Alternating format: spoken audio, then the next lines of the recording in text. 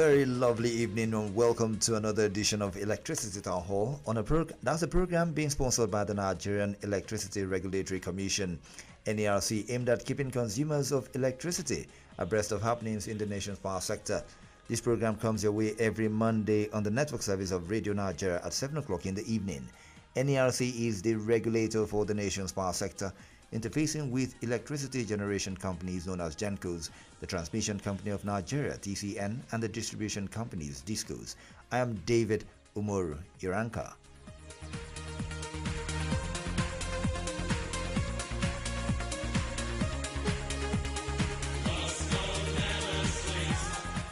The Nigerian Electricity Supply Industry (NERC) is the framework for electricity generation, transmission, and distribution in Nigeria. It's a critical sector that plays a vital role in Nigeria's economic development, fueling industries and improving the standard of living. However, the NERC faces ongoing challenges such as providing reliable and affordable power to a growing population. One area that has remained critical has been the distribution sector, where consumers are given electricity and in turn required to pay for services rendered. Owing to issues surrounding electricity supply, consumption, bills, electricity theft, consumer protection, health and safety, and renewable energy, the federal government has introduced several initiatives geared towards protecting the consumer while also providing the investor the enabling environment to get returns on their investment. Today we're discussing the current status of renewable energy integration in NERC, contributions of renewable energy to power generation capacity, and we have in the studio a Deputy Manager, Technical Regulation Division of NERC, Engineer Mohammed Usman Garba. Welcome to our studio. Thank you very much. Good evening.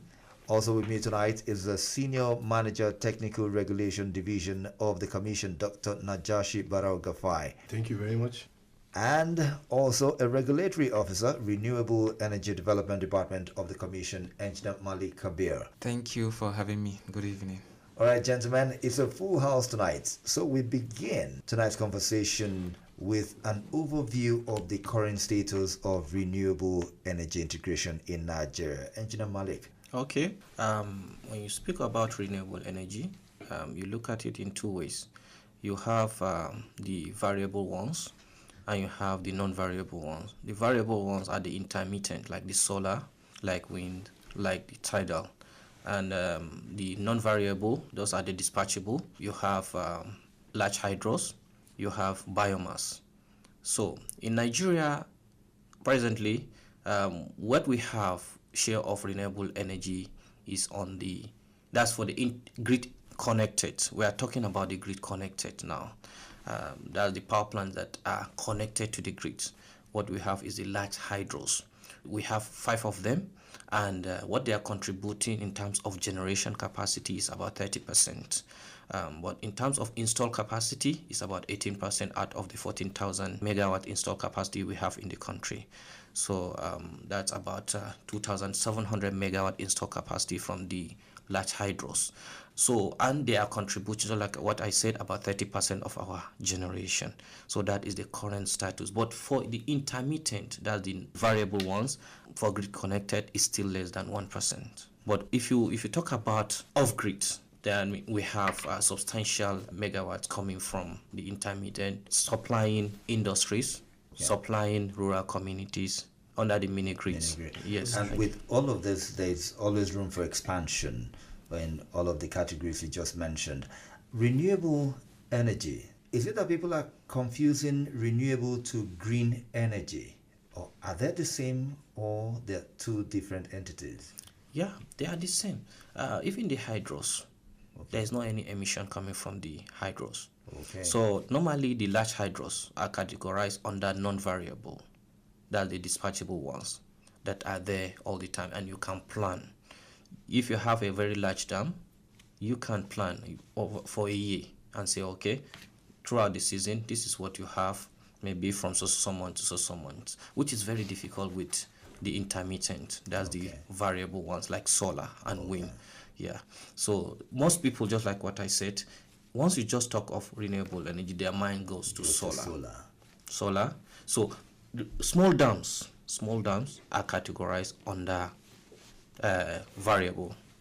That's intermittent because they are small and maybe you can operate them maybe for some months in a year. Then in many months of the year, you may not have enough water to generate from. So they are categorized under variable. But the large hydros are under non-variable. Okay, so what are the key challenges hindering the large-scale deployment of renewable energy in Nigeria? Engineer Mohammed, you want to take us yes, on that? there are a lot of challenges. All these challenges are interrelated. Some of the challenges are technical. Some of them, they are infrastructural challenges. Some of them are financial.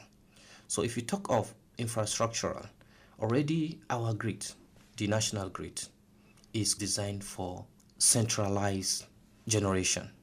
So most of these solar that are coming up, the renewable energy generation, are deployed as decentralized form of generation.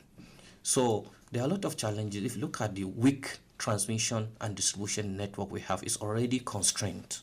So bringing in more generation put more pressure on the grid. We have weak transmission and weak distribution system already. So apart from that, the variability of this renewable energy system, like when we are looking at the variable one, like the solar and the wind, also brings in more challenge to the grid. There is something we call inertia. This inertia, these rotating machines you see, the turbines that rotate and generate electricity, they give it more stability. But if you look at solar is connected to the grid through a converter. They are just electronic components. Okay. So they don't provide that rotation. That gives the grid that stability that we call inertia. So if you are bringing in this intermittent or variable renewable energy sources, there are some things that you need to do. You have to bring in inverters, like grid forming inverters, that will follow the grid and now mimic the behavior of those rotating machines.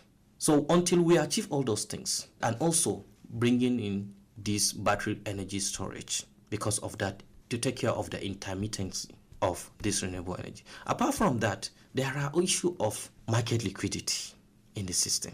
Most people want to invest, but they are looking at, historically, the problems that we have on ground, even with the conventional power plant, issue of recovering their investment. There is most of the collection is very poor. So that is also affecting investment. That's looking at the commercial aspect of it. So there are a lot of things, both markets, technical, issue of infrastructure. Those are the challenges, and they are all interrelated. And having listed most of these challenges, in what ways is the Commission supporting the growth of renewable energy in Nigeria's electricity supply industry and facilitating its integration into the grid? Engineer Kabir. Thank you very much for that question. The Commission is doing a lot to promote and support the growth of renewable energy in the grid. One key thing that the Commission did was last year in April. It issued a supplementary order to the DISCOs, that's the distribution companies, mandating them to procure 5% of their energy via renewable energy sources. So basically, it's supporting the inclusion of renewable energy into the grid. This is to support the renewable energy sources. So that's one of the main things the Commission is doing to support the integration. Another thing is the perhaps maybe I can talk about it later if maybe a question comes up. That's the IMGs, that's the integrated mini grids. So these are mini grids that are integrated to the distribution network. So basically a mini grid generates power using renewable energy source, so solar, biomass, small hydro, and the rest. So it integrates that energy into the distribution network, and it supplies to consumers as well. Okay, Engineer Mohammed. Okay, in addition to what Malik has said, the Commission is empowered by Section 164 of the Electricity Act to support the increase in renewable energy contribution in the generation mix. So based on that, the Commission issues regulations and orders. Just like what he said, in the supplementary order of the MITO, the Commission mandated all the distribution companies to procure 10% of power from embedded generation. Okay. And out of that 10%, 5% of the 10% should come from renewable energy. And apart from that, Commission have issued so many regulations like the mini grid regulations. Then also on market facilitation, there is a regulation on eligible customer regulation. It supports the market growth. As an off-taker, you are here, you can buy from anywhere. Okay. Yes, you can buy from anywhere, and you can also have a generator close by to the source of off-take. So these are things that the Commission is doing to promote renewable energy. Generation in the country. All right, Dr. Najashi, okay, you have something to add? Yeah, just to add that there is also currently a study that is being conducted basically with regards to the integration of solar systems or renewable energy systems, BESS basically, battery energy storage systems, to the grid. This will help in integrating renewable energy into the national grid, because currently what we have, apart from the hydros that Engineer Mohammed has talked about, 80% or thereabout is gas powered. So, and Nigeria is blessed with a lot of energy resources, renewable energy sources. Sorry. Okay, Engineer Mohammed, you have something to. Yes. On this issue of embedded generation regulation. Okay, the one you talked about earlier. Okay. I want to correct something on that. This issue of the supplementary order issued by the Commission and for the MITO, directing the distribution companies to take 10% of their power requirement from embedded generation, and 50% of that 10% should come from renewable energy. Yes, not 5%. Not 5% is 50%. The zero 50, that was actually missing. Yes, so 50% of the 10%. Yes. We bring the zero back into the mix. Thank you very much for that clarification. Yeah. And once there is a growing industrial sector, especially if it's a sector that has got very high or huge demand, regulation, monitoring is always an issue at the early stage, and thereby it gives room for quacks to just just find their way into it and then exploit, either by damaging or doing haphazard jobs and all of that. So what is the Commission doing in terms of regulations and frameworks to promote and facilitate renewable energy deployment across the country safely? Engineer Kabira. Okay, thank you very much for that question. Like I mentioned earlier, the Commission is working tirelessly to see how it could promote renewable energy sources in the industry. And also, like I mentioned earlier, about the supplementary MITO order that was issued to the DISCO, mandating them to supply certain percentage of renewable energy. We have the mini grid regulations, which maybe if you invite me next time, maybe I'll explain more on that. Then we look forward to seeing you. Yeah. So the mini grid regulations, it promotes renewable energy sources. Usually it's deployed in the rural areas, isolated, and we have seen currently that it's been deployed in the urban areas as well, integrated to the grid, so that it could supplement and improve the supply of some feeders in the cities. Another thing that we are also working on is the net billing regulations, where if you have a renewable energy source in your building, let's say in a commercial building or industries, and you have excess power, you could actually sell that excess power to the DISCO and earn credits. This will reduce the amount you spend in the electricity you buy from the DISCO. So okay, in all of that, I think that credit aspect, something that will benefit Nigerians. I'm sure they'll want to listen or know more about that. Talking about giving back to the grid and then earning some some benefit from there. You're listening to Electricity Town Hall on the network service of Radio Nigeria, a program being sponsored by the Nigerian Electricity Regulatory Commission, NERC. We'll take a short break, and when we return, the conversation will continue, and we will look at what measures that are being taken to ensure grid stability within the sector. Stay with us. This is Electricity Town Hall on the network service of Radio Nigeria. We will be back shortly. The Electricity Act of 2023 don't give Nigerians power to embrace renewable energy like solar, wind, hydro and biomass to improve how people they get lights. These solutions, they help to cover places where no they connected to the national grid. Nigerian Electricity Regulatory Commission, NERC, they promote local skill for renewable energy technologies with regulatory arrangements where they push investment and innovation. The new Renewable Energy Certificate, REC, will allow people buy, sell, trade or exchange clean energy credits so that market participation go increase. Abeg, hug renewable energy to secure future generations, reduce environmental wahala, improve energy security, create more jobs, and reduce pollution. To sabi more about renewable energy drive, visit www.nerc.gov.ng. NERC, make light continue to shine. We are back with Electricity Town Hall on the network service of Radio Nigeria. It's still Electricity Town Hall on the network service of Radio Nigeria. We're discussing renewable energy in the Nigerian electricity supply industry, NERC. And we're taking a look at the current status of renewable energy integration in NERC, contributions of renewable energy to power generation capacity. And I've been speaking with Deputy Manager, Technical Regulation Division of NERC, Engineer Mohammed Usman Garba. Also with us is a Senior Manager, Technical Regulation Division of the Commission, Dr. Najashi Barrow Gafai, and a Regulatory Officer, Renewable Energy Development Department of the Commission, Engineer Malik Kabir. Thank you all once again for coming on the program tonight. Yes, thank you for having us. Thank you. Thank you for having us. Before we went on the short break, we were talking about grid stability, so we'll take it from there.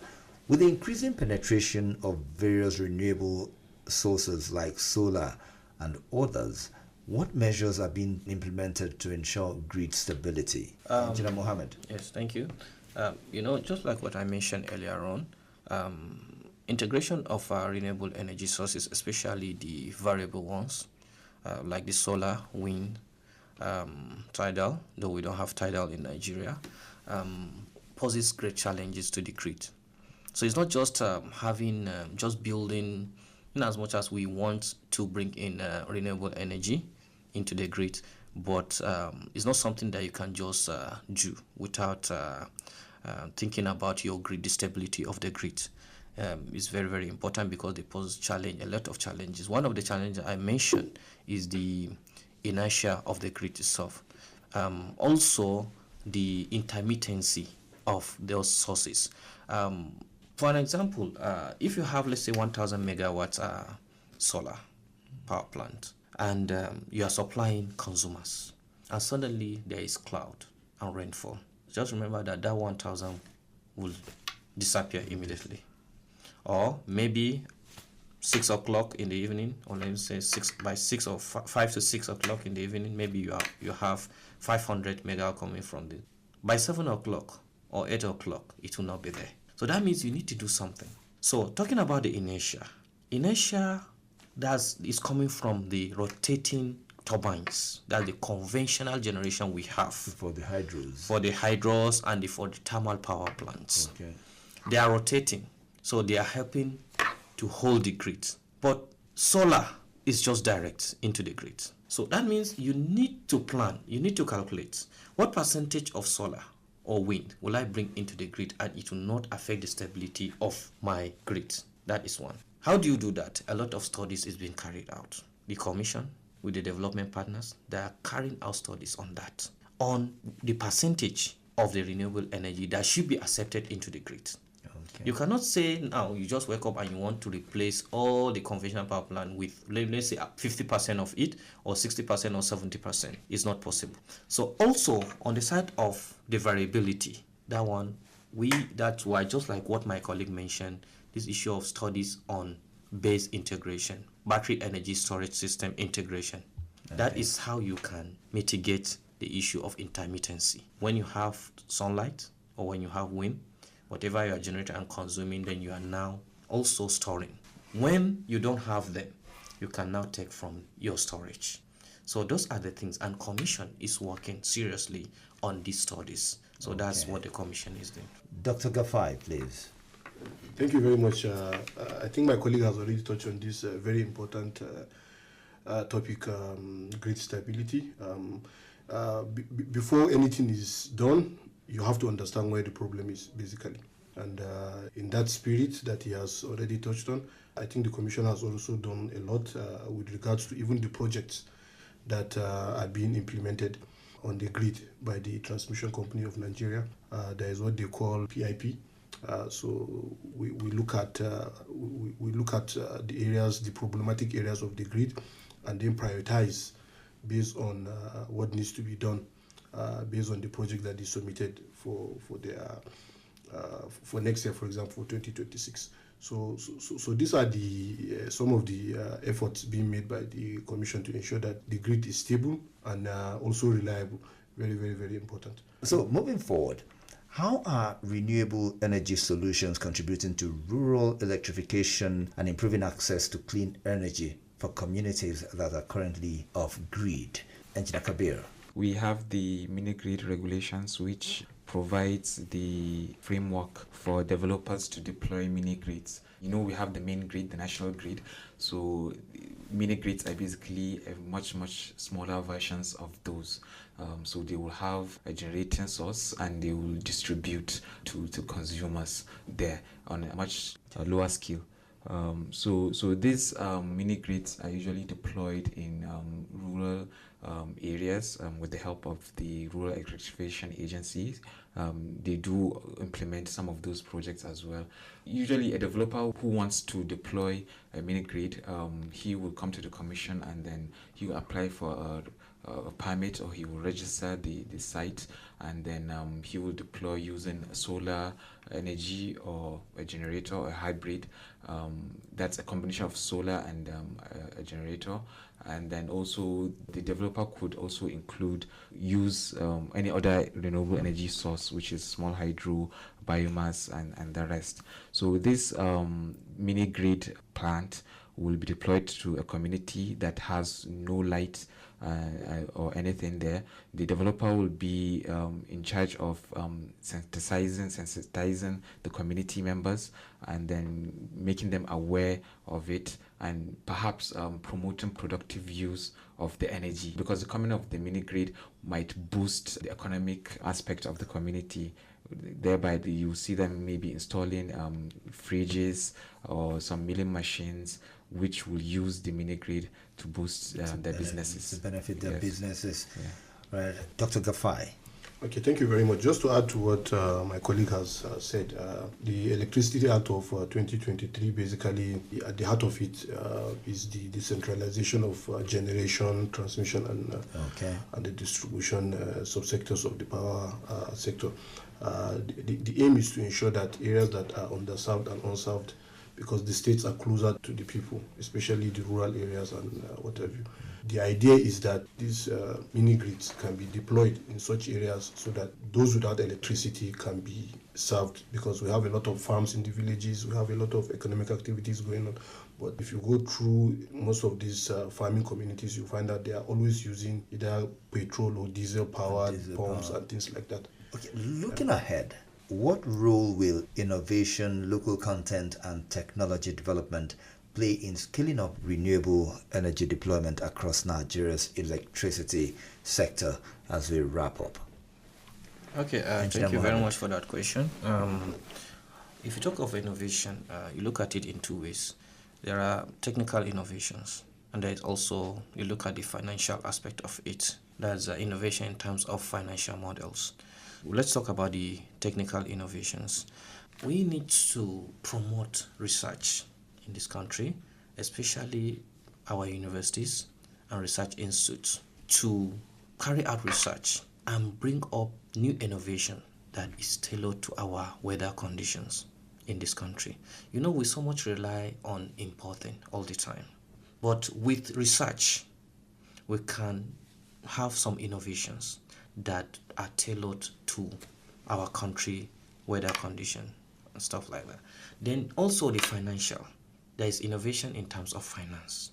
We need to not rely on all the financing models that we are just mostly adopting. We need to think of financing model in this renewable energy. How do we finance all these things? The mini grid, the solar home systems and stuff like that. So we need to start thinking. So also local content will promote manufacturing in Nigeria. We manufacture, we assemble, and we install. Mostly manufacturing, we rely on what we are importing. But with local content, though we have a local content regulation in this country, but mostly it speaks about capacity, as in human resources. So we need to review that so that it will also talk about manufacturing.